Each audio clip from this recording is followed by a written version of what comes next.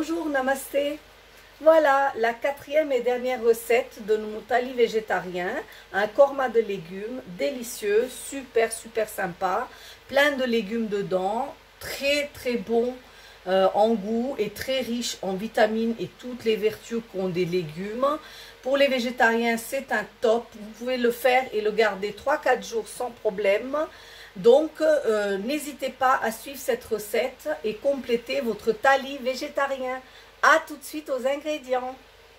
Voilà, donc pour le korma de légumes, je vais utiliser plein de légumes. Alors, comme je vous ai expliqué déjà dans d'autres recettes, pour pas que la recette soit trop longue, je fais des préparations à l'avance que vous êtes tous capables de faire. Donc là, je vais faire un très gros korma parce que j'ai du monde aujourd'hui, donc je vais faire ce qui est utile pour moi aussi, mais vous allez pouvoir couper les quantités en deux. Je vais vous donner les ingrédients pour 2 à 4 personnes, alors que là j'en ai pour à peu près 8 à 10 personnes. Donc là j'ai utilisé du chou-fleur, des carottes, aubergines, courgettes, poivrons. Voilà ce que je mets dans mon korma. Donc, je vais vous mettre les quantités uniquement pour votre recette à vous. Vous ne tenez pas compte ici de la quantité.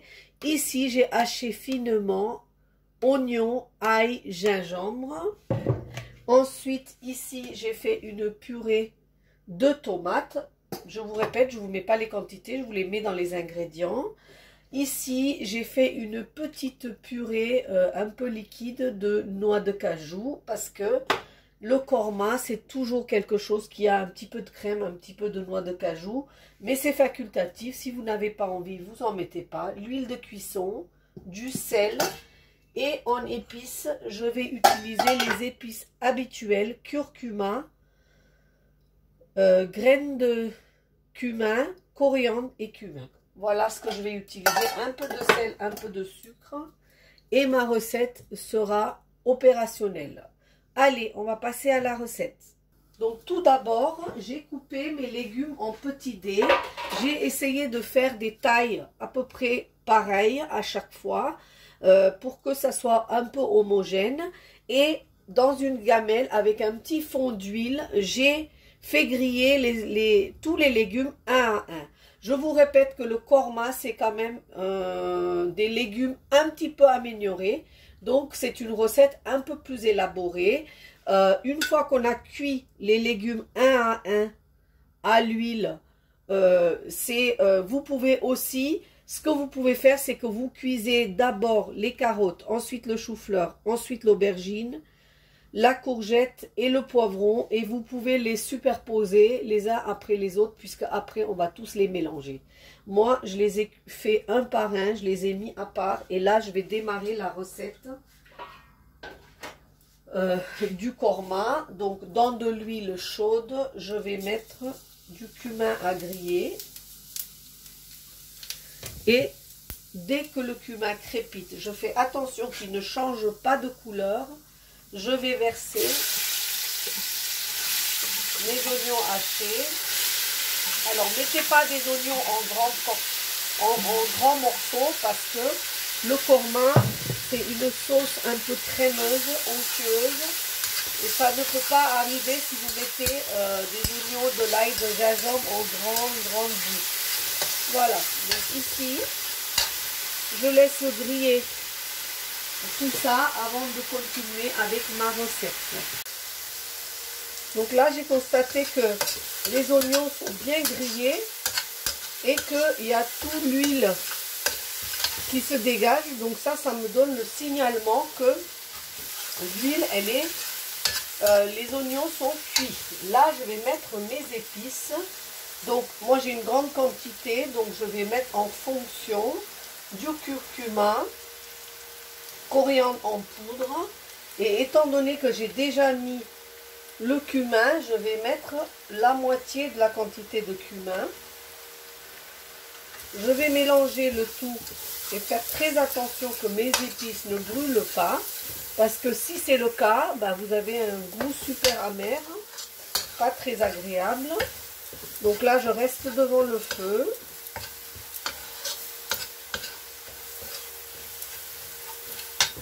et je surveille mes oignons. Ensuite, tout de suite derrière, je sale. Et comme il va y avoir de la tomate, je sucre.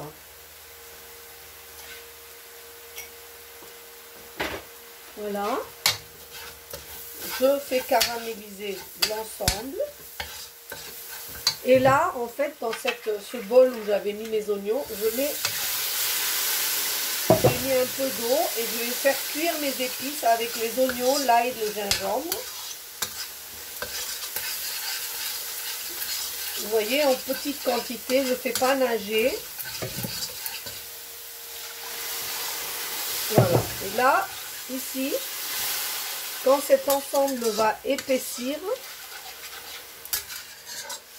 je vais mettre la tomate pour faire la sauce de mon korma. Alors, j'ai laissé mijoter l'ensemble pendant à peu près 2 minutes. Et je vous montre, vous avez toute l'huile qui est arrivée à la surface. Preuve que vos oignons et tous vos épices sont cuits. Là, à ce moment-là, je mets la purée de tomates. Et je refais la même chose, c'est-à-dire, je laisse cuire l'ensemble encore jusqu'à ce que l'huile se sépare, exactement de la même manière que la première fois. Je prépare un petit peu d'eau pour le jus tout à l'heure, parce que ça va accueillir tous mes légumes. Par contre, dans cette recette, il n'y a pas de sauce liquide. C'est une sauce qui va envelopper les légumes, mais ce n'est pas une sauce qui va être liquide. Donc là, je laisse cuire encore 2 minutes jusqu'à ce que mes tomates soient intégrées dans mes épices. Voilà, ici, je vois de l'huile à la surface. Donc, je pense que mes tomates ont eu le temps de cuire. Et là, je vais verser tous mes légumes. Avantage, c'est que tous mes légumes sont semi-cuits. Donc, je n'ai pas à m'inquiéter à savoir quels sont les légumes qui ne vont pas cuire vite. Parce que tout a été déjà cuit un petit peu avant. Alors, je vous avoue que les légumes, je ne les ai pas cuits à 100% parce que je n'ai pas envie d'avoir une purée. Donc là, ils vont finir de cuire. Ensemble, ils vont donner toute leur saveur à cette jolie korma. Voilà, donc le plus gros est fait. Ici, vous voyez mes légumes. Je vais mettre l'eau que j'avais préparée dans mon bol pour vider mon bol, que je fais tout le temps. Voilà, mais en même temps, vous voyez que ça ne flotte pas dans l'eau. Ça flotte pas dans la sauce, c'est juste, il faut ce qu'il faut pour cuire tous les légumes ensemble.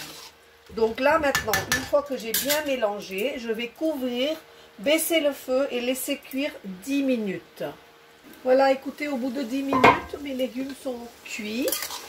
Mon korma est prêt. Vous voyez qu'on voit tous les légumes concernés.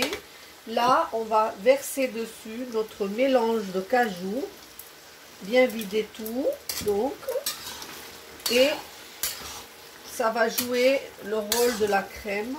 Vous pouvez aussi garnir de crème à la fin de la recette.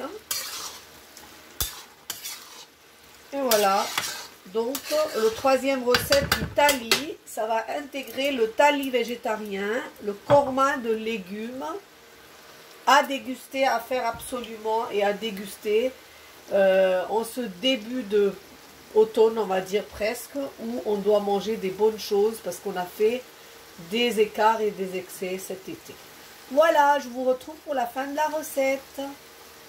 Donc voilà, mon petit korma de légumes prêt à aller dans son petit bol pour aller dans le tali. Cette recette va compléter le tali végétarien.